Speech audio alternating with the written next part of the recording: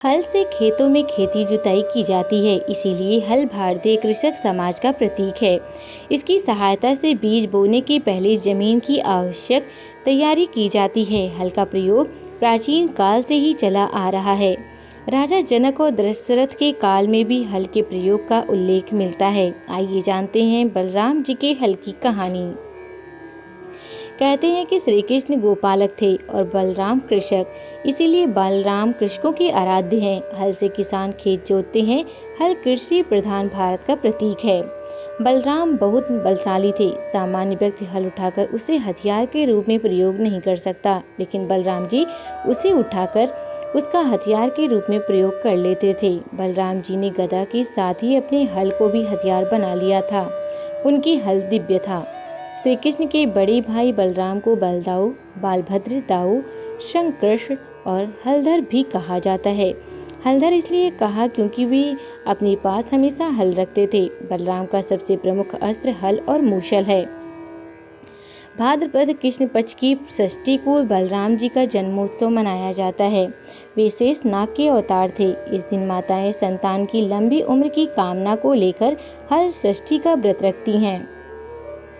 देश के पूर्वी भाग उत्तर प्रदेश, बिहार आदि में इसे ललई छठ और मध्य भारत में हर छठ कहा जाता है। कहते हैं कि एक बार कौरव और बलराम के बीच किसी प्रकार का कोई खेल हुआ। इस खेल में बलराम जी जीत गए थे, लेकिन कौरव यह मानने को ही नहीं तैयार थे। ऐसे में क्रोधित होकर बलराम जी ने अपने हल से हस्तिनापुर की संपूर्ण भूमि को खींचकर गंगा में डुबोने का प्रयास किया। तभी आकाशवाणी हुई कि बलराम ही विजेता है। सभी ने सुना और इसे माना। इससे संतुष्ट होकर बलराम जी ने अपना हल रख दिया। तभी से वे हलधर के रूप में प्रसिद्ध हुए।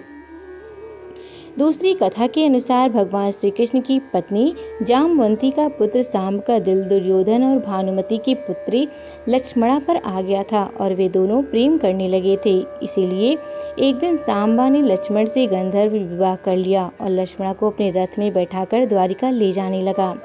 यह बात जब कौरवों को पता चली तो कौरव अपनी पूरी सेना लेकर सांब से युद्ध करने आ पहुंचे। कौरवों ने सांब को बंदी बना लिया।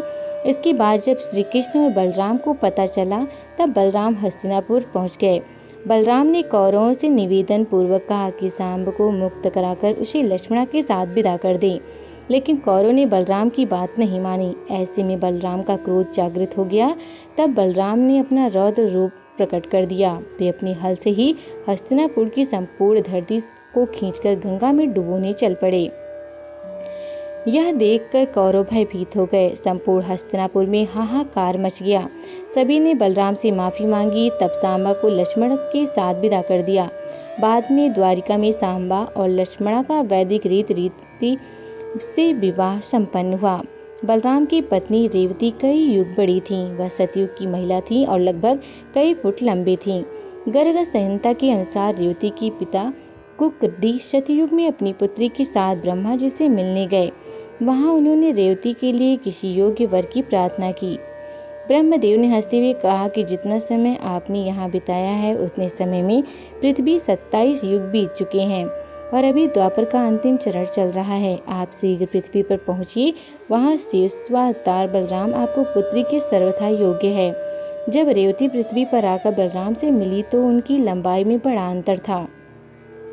तब बलराम जी ने अपने हल के प्रभाव से रेवती की ऊंचाई 7 हाथ कर दी और बाद में दोनों का विवाह हुआ।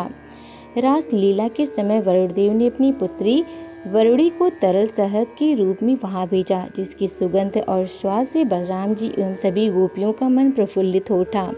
बलराम रासलीला का आनंद यमुना नदी के पानी में लेना चाहते थे। जैसे ही बलराम ने यमुना को उन सबके समीप बुलाया, यमुना ने आने से मना कर दिया। तब क्रोध में बलराम ने कहा कि मैं तुझे अपने हल से बलपूर्वक यहाँ खींचता हूँ और तुझे सैकड़ों टुकड़ों में बांटने का श्राप देता हूँ। यह सुनकर यमुना घबराई और क्षमा मांगने लगी। तब बलराम ने यमुना को क्षमा किया, परंतु हल से खींचने के कारण यमुना आज तक छोटे छोटे अनेक टुकड़ों में बहती हैं।